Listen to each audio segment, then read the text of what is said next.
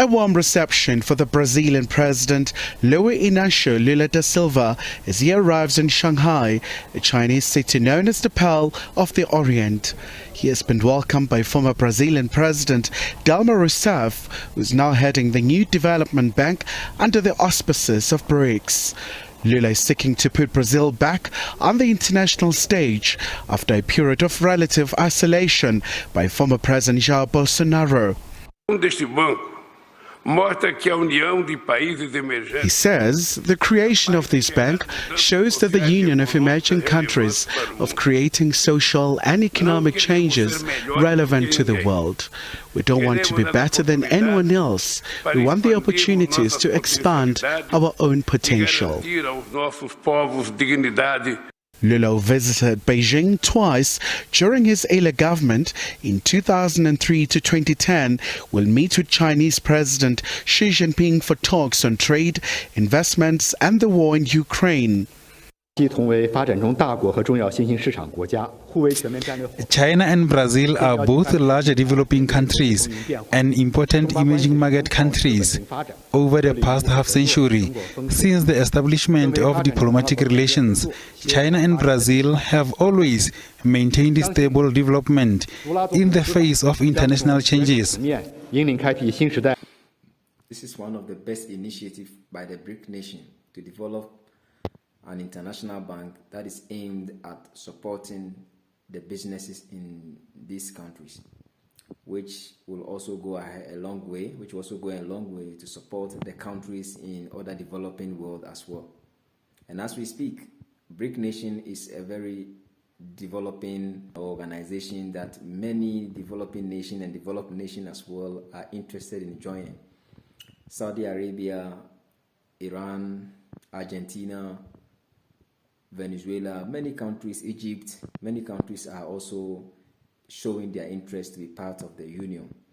And I believe this is going to be a game changer. Brazilian leaders also attended the former Brazilian President Dilma Rousseff swearing-in ceremony as she heads the new development bank, the Bank of BRICS. A group of major emerging countries that includes Brazil, China, India, Russia and South Africa. She has stressed the importance of this multilateral bank, saying these institutions are key in supporting developing countries in addressing their economic, social and environmental needs. The new development bank has a great potential in that it frees emerging countries from submission to traditional financial institutions, which want to govern us without having a mandate to do so.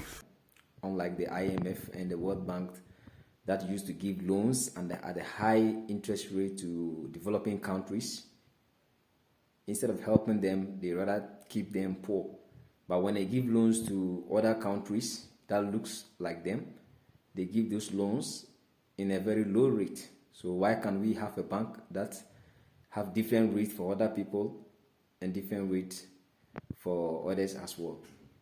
So I believe the new development bank of the BRICS is coming to serve humanity, and like Chinese and Russians and Cubans have always done throughout the African history. They have never taken from Africa. Whatever they does it with equal respect. Any African country that will say China have cheated them rather did not read between the books or failed to negotiate well. That is not the problem of them. You should have the negotiating power to negotiate for yourself and for your own interest and for benefits of the people you serve. So in business, if you fail to reason and make a bad deal, it goes a long way to hurt your own self. So you can't blame your opponent for betraying you. Tunisia decided to take an IMF loan. Because of the launch of the BRICS New Development Bank, they've rescinded their decision and applied the loan from the New Development Bank which have just been inaugurated. We are end here, and thanks for watching. If you are new here, kindly subscribe, like and share your comment below, and let's develop this channel. Thank you.